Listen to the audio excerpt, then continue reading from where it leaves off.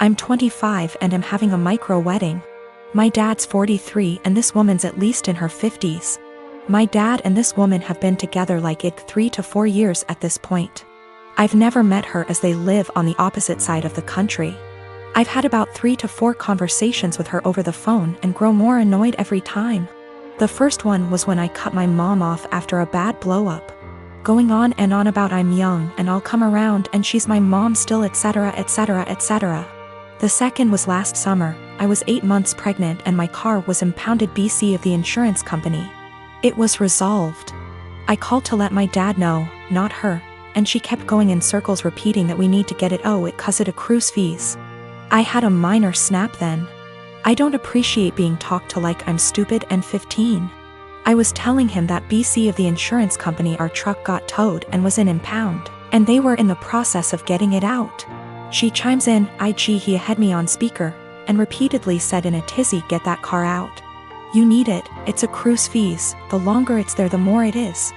Literally repeated the same sentences for 10 minutes refusing to listen, when I told her it was being handled until I snapped and told her to stop it because it was being handled and I knew perfectly well what impound is and does and to stop talking to me like I'm 16 years old. Again, I was 8 months pregnant and was giving an update, not asking advice. I sent my dad an invite specifically addressed to only him and his RSVP was pre-filled for only him. I've seen him all of 2 times in the last 10 years and the only time he made an effort of contact was when I was pregnant. Well, now I'm getting married, in a week at this point. He never sent his RSVP card, so I texted him asking about him and his parents and he said they're all coming. So I reiterated all 3? And he said 4 including this woman. I said his invite was addressed to him and pre-filled for 1. I haven't had a text since. Not only is it my wedding, but my FH and I are announcing our 2nd pregnancy as well and I don't want someone who lacks boundaries there. Or someone, not from my IL family, that I haven't met / don't know. Yes, I did try talking to him this spring in person about her behavior. I told him I don't appreciate it when she talks to me like some stupid teenager who doesn't know what anything means. I don't call for advice, I call to give updates. I didn't need or appreciate the consistent repeating of information I had made clear I already knew. He told me she's just motherly and I told him that's great for her. But I'm not her child, I'm not her friend, and I don't need another mother. I have 3 and didn't need another one. I'll be sending a message tomorrow asking if he's coming or not and if he won't go without her that's fine. Just don't come at all and I'll send a Zoom link that ends promptly after the ceremony. It's my wedding and I just don't want her there. If he doesn't want to go without her that's fine, I'll send a link to the stream for those who couldn't be there. I'm 19 years old female was traveling alone on an 11-hour flight today. And a guy in his 20-year is in the same row as me. I was exhausted because I only got 4 hours of sleep before the flight so I could sleep on the plane, but this guy, we'll call him C, keeps trying to make conversation. C starts off by telling me he's autistic, and then asking me if I like K-pop and he keeps non-stop talking and rarely gives me a chance to speak, not that I wanted to. I tried to be polite because I have ADHD and I understand how social cues are difficult so he probably can't tell I'm not in the mood. Over the course of the next 20 minutes I tell C maybe 5 times I want to sleep and put my headphones on and each time, C begins speaking to me after maybe 2 minutes of silence. Finally I was able to sleep for around 4 hours, but when I woke up C started up again. I'm still really tired, and I had some personal issues the day before my flight so I'm also socially exhausted. But I let him talk for a bit before I start watching a show on my phone. I tell him maybe 5 separate times that I'm trying to watch a show, and that I'm not interested in talking to him right now, but maybe later. C still keeps trying to talk to me, and when I snap a bit and tell him I'm getting a bit annoyed he goes into a full-on self-hating, "I'm so sorry, I'm horrible, God, I'm just gonna shut up now," rant. And I feel bad because I should have been nicer to him and I can understand emotions being too strong and spiraling. I tell C that it's okay, and I just want some time to myself as I'm not the chattiest person, but maybe later we can talk. I put my headphones on and watched my show, but C kept trying to speak to me, but this time I ignored him. Which was honestly a shitty move from me, but I just didn't have the energy at this point to interact with him. This was the wrong move, as he moved to get out of the row and stood in the aisle and began yelling at me. I didn't catch everything he said, but it was along the lines of, why can't women believe not all men are bad? Some men are on your side. I'm a nice guy, why are you ignoring me? He storms off to the bathroom and I take that chance to ask a flight attendant if I can change my seat because he really freaked me out, and I didn't want to have a panic attack on a plane. The flight attendants were amazing and got my stuff and moved me far away from him. I feel like I'm TA because he does have autism and I could have been more patient maybe, and ignoring him was a shit thing to do. I am a bridesmaid for one of my closest friends, Jackie. I've been so excited to help.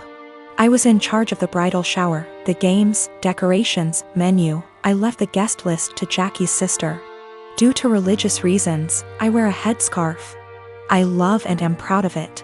In the group chat with other bridesmaids, I was talking about how excited I am to attend a girls-only event.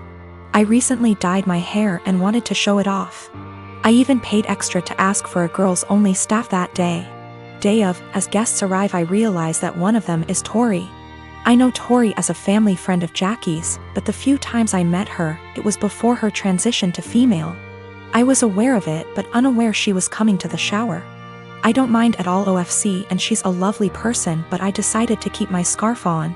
As everyone's eating later, I'm passing by the tables to make sure everyone's good, and one of the bridesmaids mentioned that they hadn't gotten to see my hair and they'd wanted to see the change in person.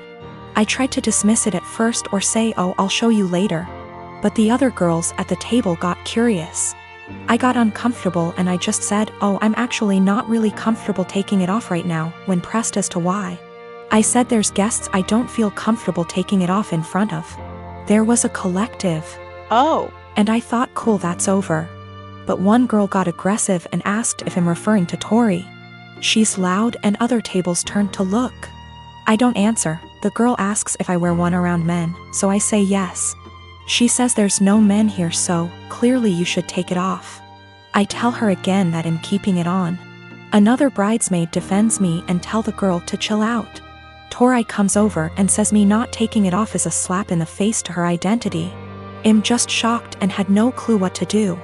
Eventually Tori and a few girls left saying they felt it was disrespectful. I feel awful that this ruined a beautiful day for my friend. It's causing more trouble with people threatening to leave the wedding over discrimination towards me or towards Tori.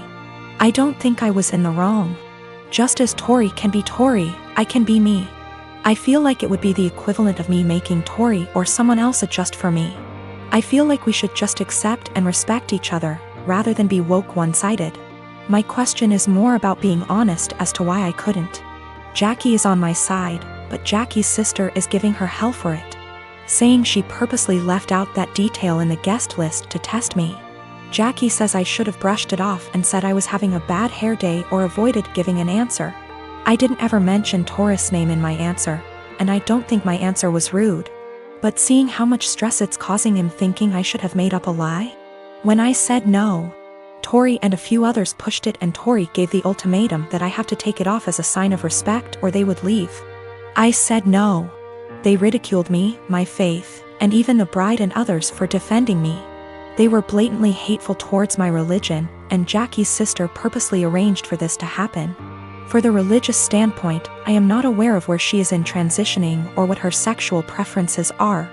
I would never ask either, as that is personal. But that is information I would like before making a decision on how comfortable I feel with exposing my hair. I have been with my wife for 10 years now, and she always has had this habit of making me look bad with our finances. Whenever anything regarding spending money comes up, she will always say how broke we are and she doesn't have the money to do this or buy that. The thing is, we are doing well financially. We have decent jobs and combine our salary is roughly $125K / year. As of today, our net worth is more than $1 million but less than 2. I had saved / invested a lot before getting married, so I gave us a good head start. I control the finances / take the lead, but we both agreed to living a very modest life. We both have our cars from college, for example, Honda and Toyota. She knows everything about our finances because at least once a month I go over it with her every time I deposit money in our investment accounts or our kids' college funds. For banking, we have an emergency fund and I budget everything else to go straight into investments. We basically stay right at $10,000 in our bank savings account and $500 in our checking account after bills. Most of the time there is more than $500 in our checkings, but once I pay our CC each month, I then move anything extra. We always use the CC, so it's not like we only have $500 to spend. Our CC limit is $25,000. A few months ago we had dinner with her friends and they talked buying a new car. My wife said something like, "I wish I could get a new car, but I'm always broke after paying the bills." We still have our college cars. Wife does not want a new car. She will go on to talk about if she had money what she would want to buy, and it always makes me feel ashamed. This "I'm broke" story has been happening for years. When we were driving home I asked her about. She understood we have the money, but it's how she feels because her bank account is always low. I said I can increase our budget or keep more money in our bank if she wants. Since we are doing well, I'm okay with spending more. She said no and again was happy with our finances. I explained that when she says we are broke it makes me look bad and I feel ashamed. It's as though I can't provide for the family and / or I am bad with money. She doesn't see it that way. The same conversation has come up numerous times about us being broke.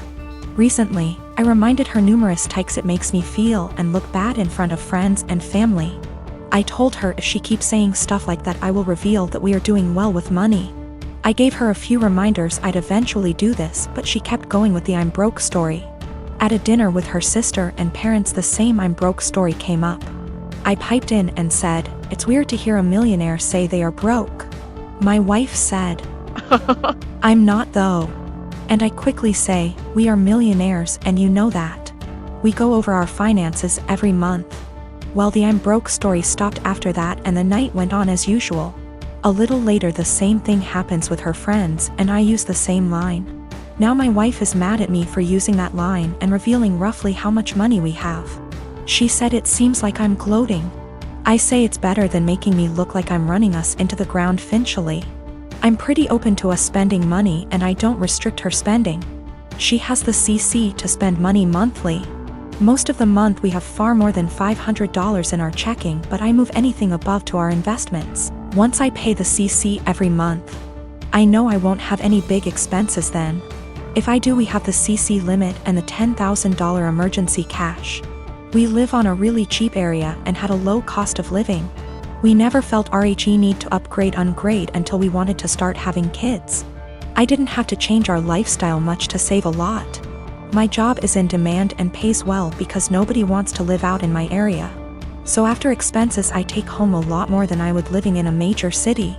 Probably 3 to 4 times more net savings annually if I had to guess. She doesn't want a new car and has told me that multiple times.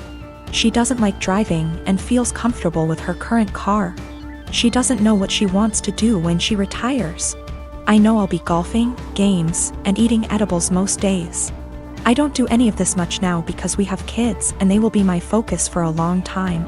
I maybe golf 1 or 2 times a month AMD, that's the only times I take edibles. I'll speak more with my wife about this. I think she may not feel like it's her money since she never saved much before we got engaged.